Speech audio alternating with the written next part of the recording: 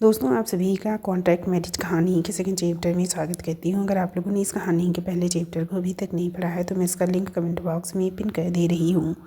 आप लोग ज़रूर जाकर पढ़ना। चलिए कहानी का सेकंड चैप्टर स्टार्ट करती हूँ।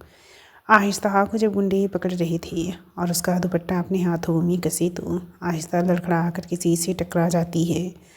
आहिस्ता जब उस इंसान को देखती है तो हैरान हो जाती है, क्योंकि ये वही शख्स था जो बारिश में उसे अपनी कार से गांव छोड़ा था और जिसको लेकर उसकी इतनी बदनामी हुई कि शादी टूटी और उसके अप्पा चल बसे। ओ हीरो, दूर हट जा, ये हम लोगों का माल है। वो लड़का आहिस्ता को साइड कर आगे बढ़ता है, मगर जन्नती छे उस लड़की को आवाज़ आसमान के बादलों की गड़गड़ाहट से भी भारी थी, जिसे सुन आहिस्ता को याद आता है वो कौन है। उसी की वजह से उसके अप्पा आज आहिस्ता के साथ नहीं। तुम आहिस्ता अपनी कांपती जुबान से कुछ बोलने की कोशिश करती है, मगर वो लड़का आहिस्ता की एक ना सुनता, क्योंकि उसके सुनने के पहले ही उन क्रूर और विकृत रूप वाले गुंडों में से एक, जो कि देखने में उनका हेड लग रहा था, आहिस्ता की चुनर हाथों में गोल गोल लपेटते हुए आगे आकर बोला, हट जा, अपनी जान प्यारी है तो जानता नहीं मैं कौन हूँ। वो गुंडा खुद ही की चौड़ में आगे बढ़ा, मगर उसका ही वो आगे बढ़ना उसकी ज़िंदगी की सबसे बड़ी गलती थी, क्योंकि उसके पहले ही उस नवयुवक ने अपनी जैकेट के दाईं ओर वाले कपड़े को साइड करके अपने पैंट की जेब से एक कठोर काली सी चीज़ निकाली, जो कि किसी भी दुश्मन के लिए मौत का देवता था। बंदूक। हाँ, एक बंदूक निकाल उस सैद भाव वाले शख्स ने उस गुंडी के सिर पे देता ना, जिससे उन भारी हवाओं के मौसम में भी उसके चेहरे के पसीने सूखने का नाम नहीं ले रहे थे। सामने का नजारा देख उस गुंडे के सभी साथी वहाँ से बस मिनटों में रफू चक्कर हो गए, मानो वहाँ कभी थे ही नहीं। सामने से आह कपड़ों में खड़े शख्स के हाथों में बंदूक देख आहिस्ता की सांसें हट गई थी। वो था क्या मददगार या कोई गुंडा? क्या वो आहिस्ता को बचाने आया है या नहीं? आहिस्ता धीरे धीरे उससे पीछे होने लगती है कि तब तक उस शख्स ने सामने खड़े गुंडे के हाथों को खींचकर मरोड़ दिया और उसका हाथ छोड़ते हुए उस गुंडे को ज़मीन पर गिरा। खुद आहिस्ता का दुपट्टा अपने हाथ में थाम लिया। दोबारा ऐसा कहते देखा तो याद रखना, दास्तान भाई जी के अलावा किसी की नहीं सुनता। उस शख्स गुस्से से धधकता हुआ चिल्लाया और सामने ज़मीन पे गिरा वो गुंडा भी मौका पाकर निकल गया वहाँ से। उसको जाते देख दास्तान नामक वो शख्स अपनी बंदूक को सामने की ओर कर उस गुंडे के पाँव के पास एक दो गोली चला दी, जिससे वो और तेज बौखला कर भागा, लेकिन रफ्तार धीमी हो गई। फिर भी वो रुका नहीं। गुंडों को भागते ही गुंडों के भागते ही दास्तान आहिस्ता की ओर देखा और बोला, आदत है मुसीबत में पड़ने की, घर जाओ, आज मैं नहीं छोड़ने वाला। दास्तान इतना बोलकर अपनी कार का दरवाज़ा खोल कर बैठ जाता है। आहिस्ता के मुंह से शब्द नहीं निकल पा रहे थे। वो कार की ओर भाग दास्तान को रोकने के लिए बोली। उसके शब्द अटक अटक कर निकल रहे थे, रुको तुम। मगर देर हो चुकी थी। दास्तान कार स्टार्ट कर आगे बढ़ निकला था। आहिस्ता उसकी कार के पीछे पूरी मशक्क़त से भागने की कोशिश करती है, पर एक नाजुक सी लड़की और तेज़ चलने वाली महंगी कार की क्या तुलना। वो कार तो आगे बढ़ गई, आहिस्ता के पास कुछ नहीं बचा। उसका सब कुछ तो छिन गया और आज वही लड़का उसे दिखा जिसकी वजह से ये सब हुआ, मगर वो उसे भी रोक कर कुछ बोल न पाई। इसी पीड़ा में कांपते हुए वो बिलखने लगती है। वहीं बीच सड़क पर अकेली चलती हुई अचानक से तेज से आ रही एक कार से टकरा कर आहिस्ता कुछ दूर जाकर गिर पड़ी। 3 घंटे बाद आहिस्ता की आंखें खुलती हैं तो एक अच्छी सी कमरे में होती है। वो ध्यान देती है तो वो एक बढ़िया हॉस्पिटल का कमरा होता है और उसके हाथों में पट्टियाँ बंधी थी। वो याद करती है कि उसे एक कार से टक्कर लग गई है। सामने से आती नर्स को देख वो पूछी, मेरे को कौन लाया? बाहर तुम्हारा अप्पा है ना, वही लाया ढेर सारे आदमी के साथ। अप्पा का नाम सुनते ही आहिस्ता खुशी से रोते हुए बिस्तर से ऊपर कमरे के बाहर भागती है। वो नर्स आहिस्ता को रोकती हुई उसके पीछे गई। आहिस्ता अपने अप्पा को पुकारते हुए जैसे बाहर आई। डॉक्टर के साथ बातें कर रहा एक आदमी मुड़ा। आहिस्ता उसे देख अपनी जगह रुक गई, क्योंकि वो आहिस्ता का अप्पा नहीं था। सामने सफ़ेद धोती कुर्ता पहने अच्छी कदकाठी का एक 55 वर्ष का शख्स जो आंखों पे काला चश्मा लगाए खड़ा था। उसकी उसके गले में सोने की मोटी मोटी दो चैन थी और उंगलियों में अंगूठियाँ। आहिस्ता को उसमें देख मुस्कुराया और उसके पास आकर सिर पे हाथ रख कर पूछा, कैसी है डीकरी? आहिस्ता वापस से टूट जाती है अपने अप्पा को ना पाकर और वहीं तेज तेज से रोने लगती है। सूद है वो छोकरी, वो शख्स बोला। आहिस्ता इधर उधर देख पूछी, मेरी को कौन लाई इधर? मैं लाया। मेरी ही कार के आगे तुम आई और टक्कर लगने से तुम्हारे हाथों में बहुत चोट आई। अब तुम्हें होश आ चुका है, तो चलो दवाई लेकर तुम्हारे घर छोड़ दे आऊँ। घर का नाम सुनकर आहिस्ता और तेज से रोने लगती है।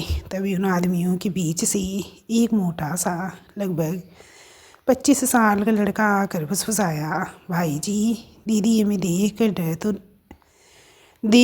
तो नहीं डर रही? वो शख्स जिसे सब भाई जी कहकर संबोधित कर रहे थे आहिस्ता के आंसू पोंछकर उसे कमरे में साथ चलने को कहता है। वहाँ पहुँचकर वो आहिस्ता को बिठा कर पूछता है, कुछ हुआ है? आहिस्ता नाम से डरा देती है। तो रो क्यों रही डीकरी? तुम मेरा मदद की, थैंक यू, तुम्हारा पैसा मैं चुका देगा। आहिस्ता से सकते हुए बोली, तुम्हारा बापू और माई कहाँ हैं? आहिस्ता पलके झपकाते हुए धीरे धीरे बोली, बापू और माई, भाई जी सिर पे हाथ रखे याद कहते हुए, अरे हाँ, तुम लोग अप्पा बोलते हो, तुम्हारा फादर और मदर। आहिस्ता अचानक से हंस देती है। मादर नहीं, मदर होती है वो। आहिस्ता के चेहरे पे हल्की सी आई मुस्कान को देख भाई जी के दिल को ठंडक पड़ जाती है। भाई जी आहिस्ता के हाथों को पकड़ पकड़ देखते हुए बोले, चोट बहुत लगी है, महीनों लगेंगे घाव पूजने में। डर रही हो कि अप्पा अम्मा डांटेंगी? मैं समझा कर माफ़ी भी मांग लूँगा उनसे। आहिस्ता सूनी आँखों से भाई जी की ओर देखते हुए बोली, डांटने के लिए अप्पा और अम्मा होना भी तो चाहिए। क्या बचपन से अकेली रही हो? कोई तो जगह होगी जहाँ तुम रहती होगी। भाई जी हैरानी से पूछे। था मेरा अप्पा और उसका घर जहाँ मैं रहता था, पर अप्पा को हार्ट अटैक आया और मेरा सब कुछ मुझसे दूर हो गई। वो लड़का, उसकी वजह से लोग मुझे गलत समझा। मेरा कल्याणम होने वाला था। लड़का मना कर दिया कि मैं अपने कलर जैसी काली गांव में रहेगी मैं तो वो लोग भगा देगा, इसीलिए जा रही थी कहीं दूर। पर मेरा सामान और पैसा छूट गई उन गुंडों की वजह से। आहिस्ता खिड़की से बाहर देखते देखते पूरी आप बीती बताती है और भाई जी सुनते गए। भाई जी आहिस्ता के साथ हुए हादसे को सुन विचलित होते हैं। कहने को भाई जी का नाम काफ़ी है गुजरात की गली गली में किसी को थर थर काँपने के लिए, पर आज वो आहिस्ता के आंसू देख पिघल गए। वो आहिस्ता के सिर पे हाथ रखे और बोली, तुम्हारा घर नहीं और तुम्हारी इस हालत का कहीं ना कहीं मैं जिम्मेदार हूँ, क्योंकि मेरी गाड़ी से ही तुम्हें चोट लगी। तो कुछ दिनों के लिए मेरे घर चलो, ठीक हो जाना तो तुम्हें कोई काम दिलवा दूँगा, फिर तुम्हें जहाँ मन करे वहाँ रहना। आहिस्ता भाई जी की बात सुन घबराते हुए उन्हें देखने लगी। भाई जी से घबराते देख उठ जाते हैं और दूसरी ओर मुँह करके खड़े होकर बोले, यहाँ अकेली सड़कों पे फिरोगी तो भी किसी मुसीबत में पड़ सकती हो, और मेरे साथ चलोगी तो भी मुसीबत हो सकती है। पर यहाँ बिना किसी सहारे के रही तो जान पर बात आ सकती है, और मेरे साथ चली तो शायद तुम्हारी ज़िंदगी बच जाए। मेरी कोई बेटी नहीं, एक थी, सालों पहले ही मुझसे दूर हो गई क्योंकि मैं उसकी नज़र में गलत इंसान था। तुम सोच लो, अगर तुम्हारी नज़र में भी गलत लगा मैं तो तुम्हारे रहने खाने का इंतज़ाम 1 महीने के लिए यहीं हॉस्पिटल में करवा देता हूँ, क्योंकि आधी रात हो रही है। कल सुबह तक गुजरात पहुँचना है मुझे। इतना बोलकर भाई जी बाहर चले जाते हैं। वो जाकर उसी मोटे लड़के के पास बैठते हैं जो उनके साथ साथ था हमेशा। अल्लू, निकलने की तैयारी हो गई। वो मोटा लड़का जिसका नाम अल्लू था वो बोला, हाँ भाई जी। धीमान, साकेत और दास भाई पहले ही निकल चुके हैं। सब काम निपट गया है। मैं आपके साथ चलने आया हूँ। भाई जी मुस्कुराकर अल्लू को सीने से लगा कर बोले, मेरे बिना रहा नहीं जाता। हाँ भाई जी, क्योंकि आप मेरे माई बापू हो। अल्लू भाई जी को कस कर पकड़ कर बोला। तभी आहिस्ता बाहर आती है और नजरें झुकाए घबराए सिर में बोली, मेरे पास टिकट नहीं। भाई जी मुस्कुराए। भाई जी के साथ किसी को किसी चीज़ की अनुमति की ज़रूरत नहीं पड़ती। चलो सभी। भाई जी आहिस्ता को साथ चलने का इशारा कहते हैं। आहिस्ता धीरे धीरे भाई जी के पीछे हॉस्पिटल के बाहर निकलने लगती है। अल्लू भाई जी के बगल बगल में चल रहा था और 10-15 आदमी पीछे बाहर आते ही अल्लू कार का दरवाज़ा खोलता है। भाई जी पहले आहिस्ता को बैठने को कहते हैं। आहिस्ता अंदर कार में बैठ गई तो भाई जी भी बैठ जाती हैं। अल्लू आगे बैठा और कार स्टार्ट हो गई। आगे पीछे चलती काली कार के काफिले के बीच आहिस्ता निकल चुकी थी अपनी ज़िंदगी के नए सफ़र के लिए। राजकोट, गुजरात। सुबह के 6 बजे आहिस्ता भाई जी और उनके आदमियों के बीच गुजरात के राजकोट पहुंची। वैसे तो उसे भारत के सभी शहर पसंद थे, पर उसका सपना था एक बार गुजरात आकर द्वारिकाधीश का दर्शन करना। मगर अपने पति और अप्पा के साथ पर किस्मत देखी, ना उसका होने वाला पति उसके साथ है और ना ही इसके अप्पा। वो कार की खिड़की से बाहर गुजरात की रंग बिरंगी दुनिया को देख रही थी। तभी कार शहर से थोड़ी दूर एक जंगल वाले इलाके के बीच से होकर सुनसान जगह पे बनी एक बड़ी सी विला के अंदर पहुंचती है। अल्लू बाहर निकल भाई जी का दरवाज़ा खोलता है। भाई जी बाहर निकल कर आहिस्ता का दरवाज़ा खोल रहे होते हैं कि 2 लड़के घर के बाहर आते हैं और भाई जी को किसी के लिए दरवाज़ा खोलते देख हैरान हो जाते हैं। वो दोनों अल्लू के पास जाकर खड़े हो जाते हैं। उनमें से एक नज़र का चश्मा लगाए चेहरे पे सख्त भाव लिए था, तो दूसरा चेहरे पे शालीनता लिए। उनमें से शख्स भाव वाला लड़का धीमान, जिसकी उम्र थी 24-25 के लगभग। अल्लू से पूछा, ये लड़की कौन है? अल्लू आहिस्ता की ओर देखते हुए बोला, भाई जी की कार के आगे आ गई थी। बेचारी का दुनिया में कोई नहीं, इसीलिए भाई जी साथ लाए कुछ दिनों के लिए।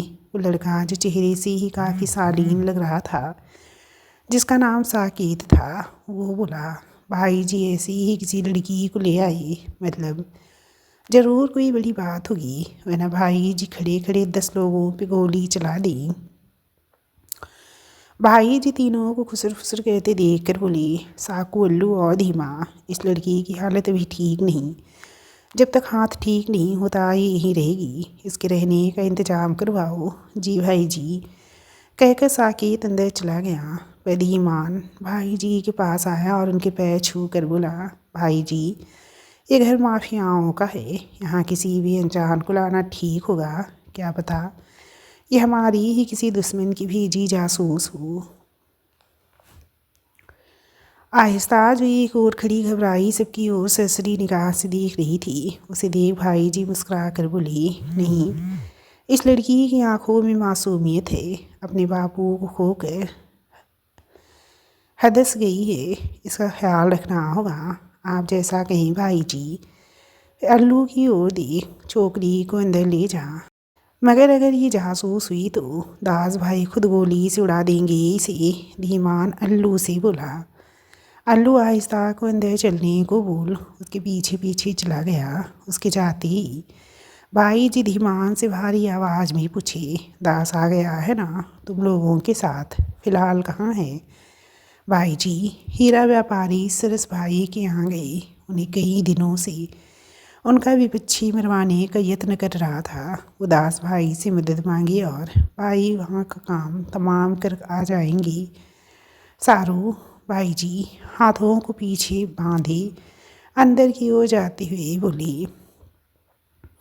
धीमान भी उनके पीछे पीछे बिला के अंदर जाता है। वहाँ आहिस्ता सोफे पे कोने में बैठी होती है। उसे अल्लू अंदर तो ले आया और सोफे पे बैठने को बोल कर कहीं चला गया और साकिब भी अपने काम में लग गया। अंदर बड़े से हॉल में वापस सन्नाटा पसर गया। भाई जी अपने कमरे में से तैयार होकर बाहर निकली कहीं जाने के लिए। तभी उन्हें आहिस्ता बाहर बैठी दिखी। वो निकली, जाकर आराम कर, अभी हाथ का घाव ठीक नहीं हुआ है। आहिस्ता भाई जी को देख अपनी जगह से उठ जाती है। वो भाई जी को बाहर जाते देख घबरा जाती है, क्योंकि अब तक वो भाई जी के साथ खुद को सुरक्षित महसूस करने लगी थी। तो तुम कहीं जा रहा? भाई जी से तू तड़ाक में से बात करती है छोकरी। धीमान चेहरे पे सख्ती लिए बोला। धीमान ऐसे बात नहीं कहती, उसके गाँव में ऐसे ही बोलती होंगी। धीमान से बोल। वो आहिस्ता की ओर देख कर बोली। ऊपर कई कमरे खाली हैं, जो पसंद आए जाकर सो जाओ थोड़ी देर। आहिस्ता सिरला देती है। भाई जी बाहर निकलते हैं। बाहर उनकी कार खड़ी होती है। धीमान भी उनके पीछे जा रहा होता है कि आहिस्ता उससे पूछी, भाई जी कब आएगा? धीमान मुड़कर आहिस्ता को एक नज़र देखा और बोला, भाई जी को बहुत काम होते हैं, एक मामूली लड़की के आगे पीछे नहीं घूम सकती। मुफ्त का घर मिल गया ना, जाकर सो जाओ और ज़्यादा चालाकी मत कहना। दोस्तों, इस कहानी के चैप्टर का एंड यहीं पे कहती हूँ। मिलती हूँ कहानी के नेक्स्ट चैप्टर के साथ। आप लोगों ने अभी तक हमारे चैनल को सब्सक्राइब नहीं किया है तो प्लीज़ चैनल को सब्सक्राइब करके कहानी को लाइक कर देना फ्रेंड्स।